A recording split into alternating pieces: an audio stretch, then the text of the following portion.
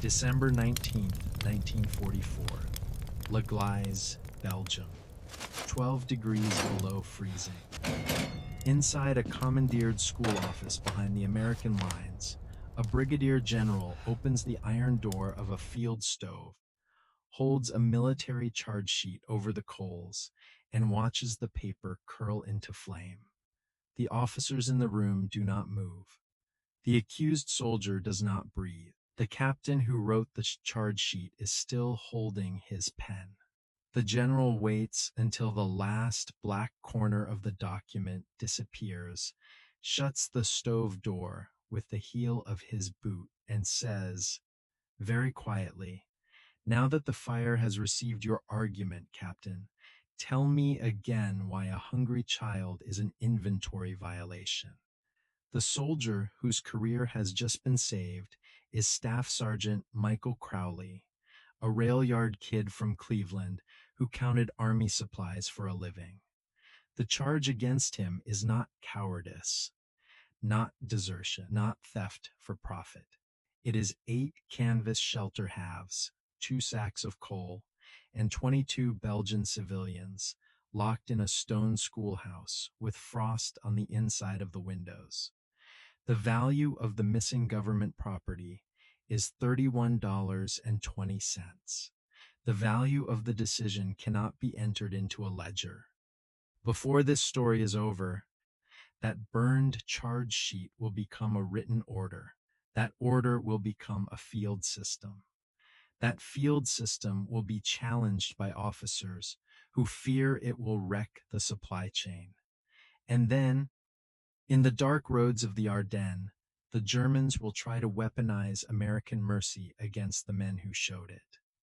But it begins with one supply sergeant, one frozen schoolhouse, and a rule that could account for every piece of canvas in the depot, except the human beings freezing beneath it. Michael Crowley was not the kind of soldier anyone expected to become a moral problem for the United States Army. He was 30 years old, broad-shouldered, quiet, and almost painfully exact. Before the war, he worked in the railroad yards along the Cuyahoga River, where every crate had a chalk mark, every freight car had a number, and a man who guessed wrong cost somebody money. His father had been a switchman. His older brother had lost 2 fingers coupling cars in a snowstorm. Crowley grew up in a house where waste was a sin, but carelessness was worse. So when the Army made him a supply sergeant, it had chosen well. He did not lose things. He did not borrow equipment. He did not round numbers, because the totals were close enough. If a truck came in with 180 canvas shelter halves, Crowley logged 180. If 2 were torn, he marked them damaged. If 1 box of stove fittings arrived with a broken latch, he wrote it down before the driver had finished climbing out of the cab. Captain Louis Danner, his depot commander, once wrote that Crowley could find a missing fuel nozzle faster than most officers could find their own gloves. That was the man Captain Everett Whitcomb later accused of misappropriating Army property. By mid-December of 1944, the war in Belgium had stopped looking like a campaign and started looking like a weather system. The German counteroffensive had torn through the Ardennes with the force of a door kicked open in the night. Roads that had been rear area roads in the morning became evacuation routes by afternoon. Farm carts, ambulances, staff cars, fuel trucks, and fleeing families all fought for the same frozen strips of pavement. The snow came sideways. Engines died. Rifles froze. Men wrapped their feet in rags because the boots could not keep the cold out. And everywhere behind the line, civilians moved like ghosts through the storm. Old men pulled children on doors taken from bombed houses. Mothers carried soup pots because they had nothing else to carry. Families slept in barns, churches, cellars, and schoolrooms with no glass in the windows and no heat in the walls. The army had forms for refugees. The winter did not. 3 miles outside L'Église stood a stone schoolhouse with a collapsed roof over the rear classroom and a stove in the front room that had not burned since the coal bin emptied 9 days earlier. 22 people were inside. 6 were children under 10. 2 were wounded old men. The rest were women and teenagers from farms scattered by artillery. They had been told a civil affairs officer would inspect the site and authorize emergency relief when the paperwork reached the proper desk. The proper desk was in Spa. The road to Spa was under shell fire. The children were sleeping on classroom benches, pressed shoulder to shoulder under coats that were already stiff with frost. Crowley saw them because his truck missed a turn. That was all. No vision, no speech, no grand decision written in the sky. A driver took the wrong fork in a snow squall, and the supply sergeant in the passenger seat saw a girl standing barefoot in the doorway of a schoolhouse, trying to keep the door shut against the wind. He climbed down. He asked one question. "How many inside?" A woman answered in French. Crowley did not understand the words, but he understood the room. He looked at the stove. He looked at the broken windows. He looked at the cargo manifest in his hand. His truck was carrying canvas shelter halves, stovepipe sections, and coal sacks for a replacement company moving into a bivouac near Stavelot. The shelter halves were not extra. The coal was not extra. Nothing in December 1944 was extra. That is what made the decision real. Crowley pulled 8 shelter halves from the truck. Then he pulled 2 sacks of coal. He did not empty the vehicle. He did not turn the run into a charity wagon.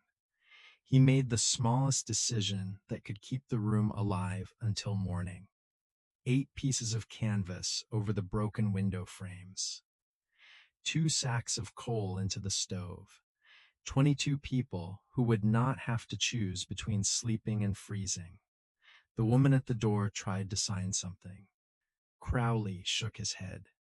There was no form for what had just happened. Not yet. He climbed back into the truck and told the driver to move. At the depot that night, he marked the 8 shelter halves and 2 coal sacks as field-damaged emergency use. It was a bad entry. He knew it. He also knew the other option was a cleaner lie told by a dead room. Captain Everett Whitcomb arrived 2 days later with a legal folder, polished boots, and the confidence of a man who had never needed to choose between a regulation and a human body. He was 36, educated, precise, and already known across 3 depots as the officer who could smell an inventory discrepancy from the hallway. He believed discipline began with paper. He believed mercy without authorization was just disorder wearing a better coat. He had spent the winter auditing quartermaster stations, and every case he opened seemed to land on enlisted men. Not because officers never lost property, because officers knew how to describe loss in language the system respected. Crowley did not. Whitcomb found the entry before lunch. 8 shelter halves, 2 coal sacks, emergency use, no countersignature, no recipient record, no civil affairs approval, no officer authorization. He called Crowley into the office and asked where the property had gone. Crowley told him. Exactly. No embellishment, no apology. A schoolhouse, 22 civilians. Broken windows, no heat. Captain Danner, sitting behind the desk, put both hands flat on the wood and said, "Captain, this is not worth a charge." Whitcomb replied, "That is precisely why it is worth one." Because, to him, the amount was the danger.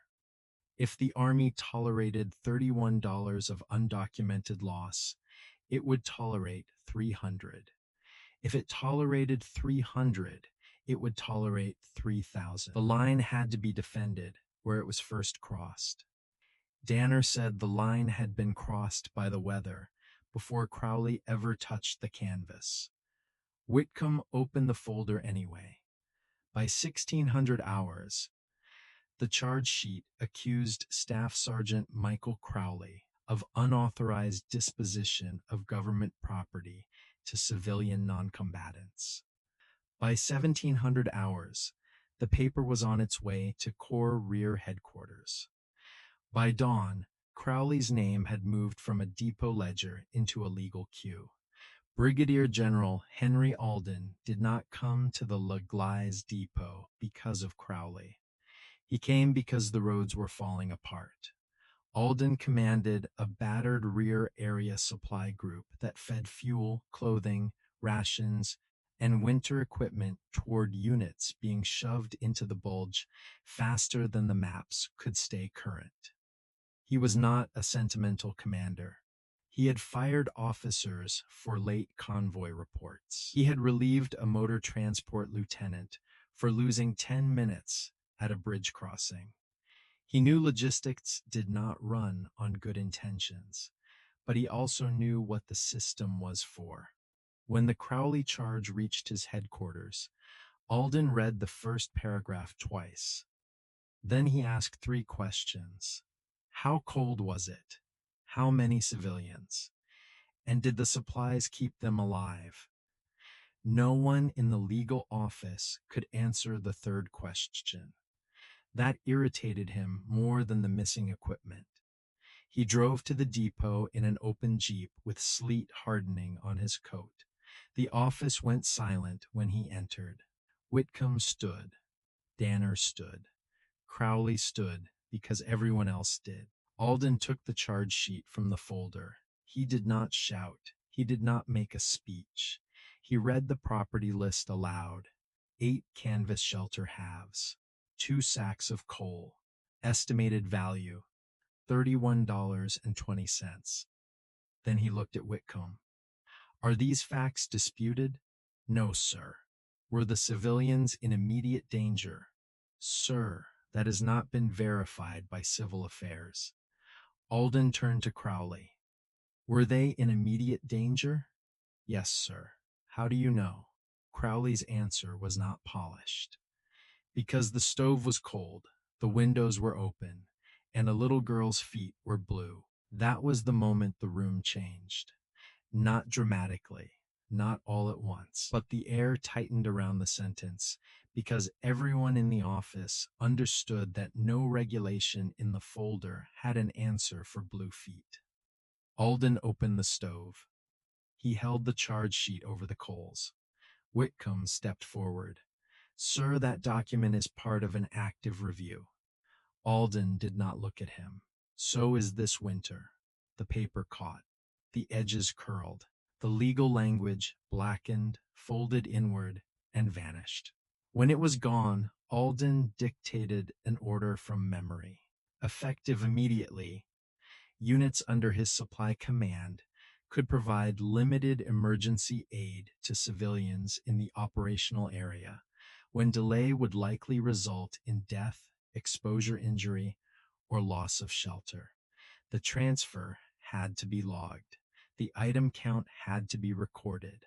The monthly total could not exceed 3% of a unit's applicable field allocation without higher approval, and the entry would be treated as emergency humanitarian distribution, not theft. Whitcomb said the order lacked a verification mechanism. Alden turned to him then. Captain, you are right for 1 second. Whitcomb thought he had won. Then Alden continued. So you will be reassigned to a forward inspection detail where you can develop a colder understanding of verification. Whitcomb left the depot that evening, in the back of a weapons carrier, headed east. Crowley went back to the intake counter. Danner had 8 replacement shelter halves and 2 coal sacks delivered to the depot before midnight. No one mentioned who ordered them. Crowley logged them in, line by line, because the ledger still mattered. It just no longer mattered more than the child. The order should have ended the argument. It did not. In an army, paper does not die just because one general burns a page. It breeds. Within 48 hours, Colonel Raymond Sloan of Corps G4 had written a 5-page objection. Sloan was a career supply officer, older than Alden, colder in manner, and not foolish. That was what made him dangerous. He did not argue that Crowley was wrong to help civilians. He argued that Alden had created a system that depended on the private judgment of thousands of tired soldiers. A man could give away canvas because a family was freezing. Another man could give away fuel because a farmer looked hungry.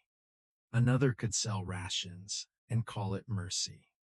The order, Sloan wrote, had confused compassion with control, and in logistics, uncontrolled compassion could become another form of collapse. Alden read the objection in full. Then he wrote one sentence at the bottom. Improve the control. Do not bury the living.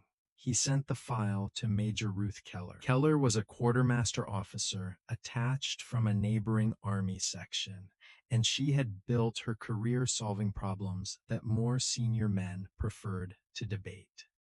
She was 41, sharp-eyed, and calm in the way only truly busy people are calm. She understood Sloane's objection immediately. He was not wrong. That annoyed her. The route from mercy to theft was short if no one marked the path. So Keller built the path, not a committee, not a manual, not a form that needed 5 signatures and a truck ride to a heated office. A card, 3 inches by 5 inches. Item, quantity, date, location, recipient name or mark, soldier signature, officer review at day's end, monthly total against the 3% cap. A field distribution could be documented in under 2 minutes, even in gloves. If no adult recipient could sign, 2 soldiers could witness the entry. If the distribution was to a church, school, convent, town hall, or aid station, the location itself became the verification point. Keller brought the card to Sloan herself. He turned it over twice and said, "This is not enough." Keller said, "No, Colonel, but it is enough to make the honest men record what they are already doing, and enough to catch the dishonest ones when their stories repeat." Sloan did not smile. He did not concede. He did something more useful. He marked the proposal acceptable pending review. By Christmas week, the cards were moving through depots, motor pools, field kitchens, and engineer yards across the supply group. Soldiers who had been slipping bread to civilians in silence now wrote down the bread. Truck drivers who had been ashamed to admit they left coal at a church now had a place to put the coal. The paperwork did not make them kind. It made their kindness survivable inside the machine. And for several days, it worked. Then the Germans noticed the pattern, not the morality, the pattern. A convoy that stopped at the same church every 3rd morning. A fuel truck that slowed near the same schoolhouse. A ration run that used the same secondary road because the main road was cratered. German reconnaissance teams did not need to attack civilians.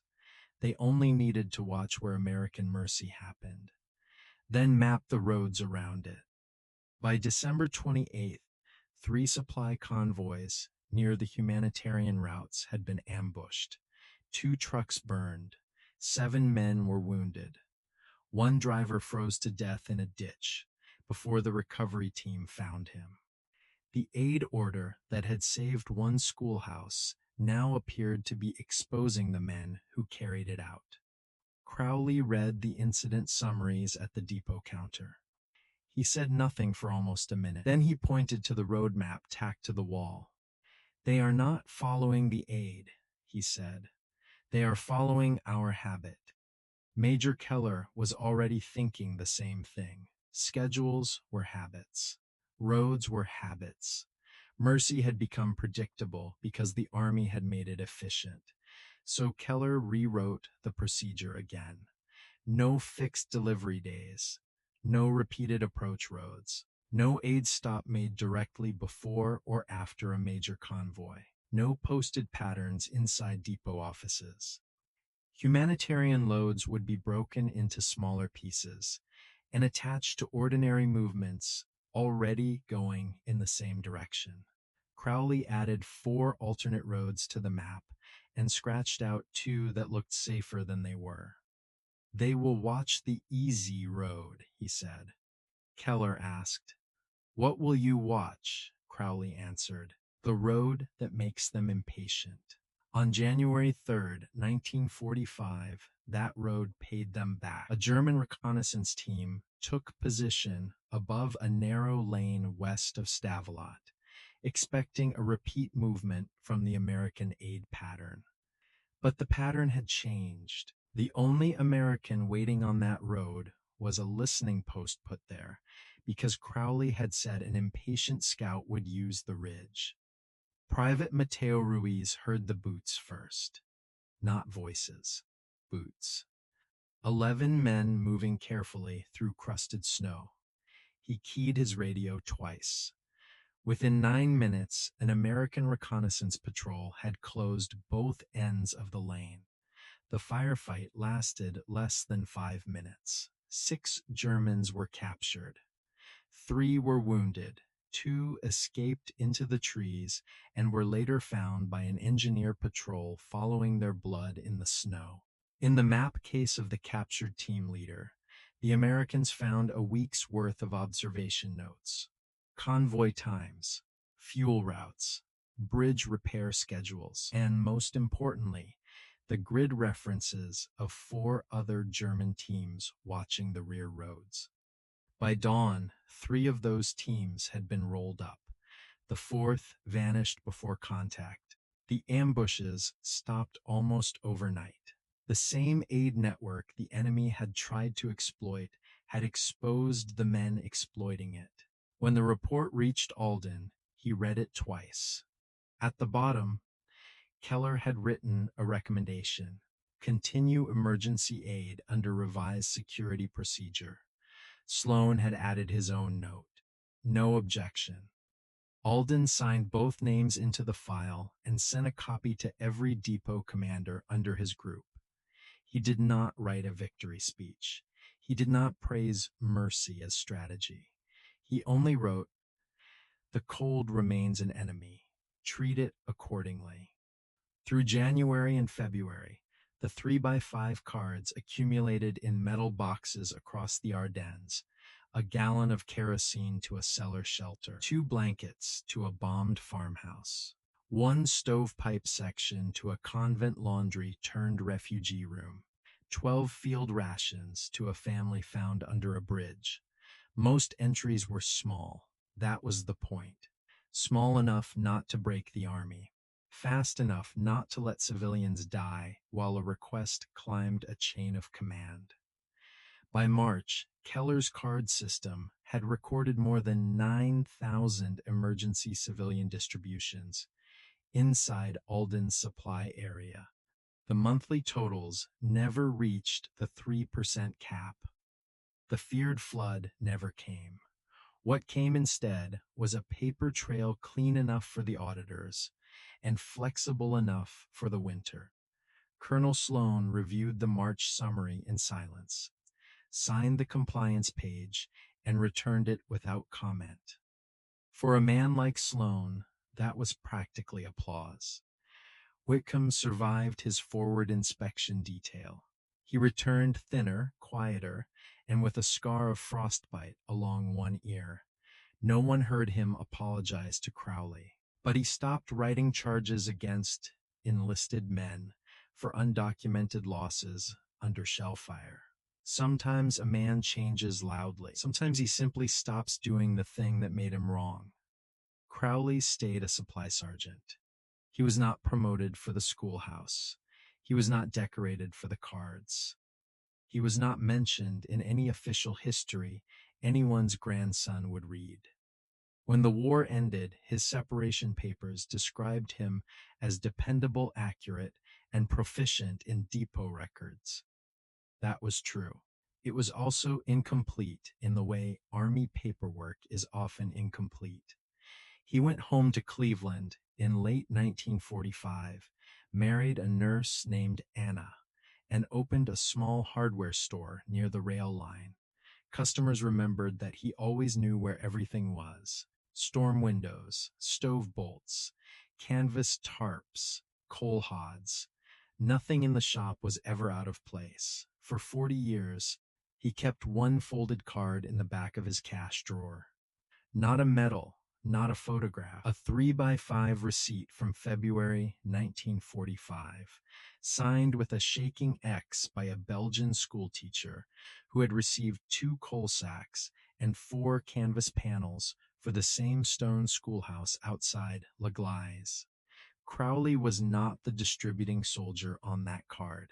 A private from Indiana was. That was why Crowley kept it, because the system had outgrown him. A stranger had stopped at the schoolhouse months later, filled out the card, left the supplies, and driven on without knowing he was repeating the act that made the card possible. That was the proof Crowley never needed to explain. Not that he had been right once, that the Army had learned how to let another man be right without burning his life down for it.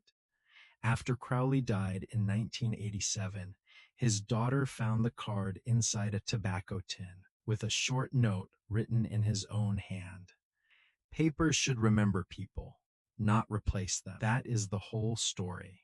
Not a battle won by tanks, not a hill taken by infantry, not a general's name carved into stone. A supply sergeant saw a frozen room and chose the people inside it over the cleanest possible inventory. An officer tried to turn that choice into a crime.